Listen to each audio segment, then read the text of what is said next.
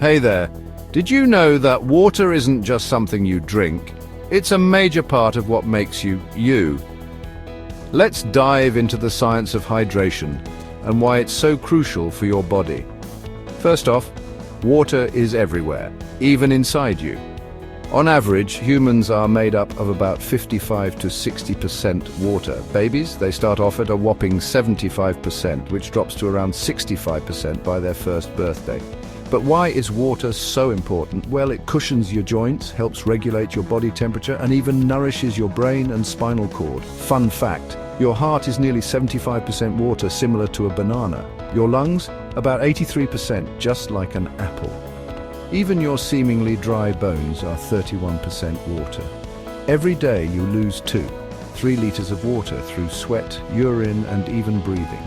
That's why staying hydrated is essential. Dehydration can lead to fatigue, mood swings, and cognitive impairment.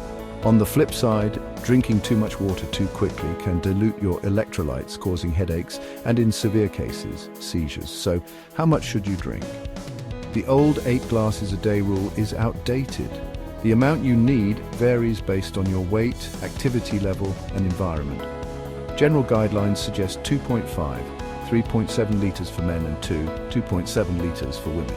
Remember, other beverages like coffee and tea and water-rich fruits and veggies like strawberries and cucumbers also help keep you hydrated. Proper hydration can reduce the risk of stroke, help manage diabetes, and even lower the risk of certain cancers. So grab that water bottle and drink up.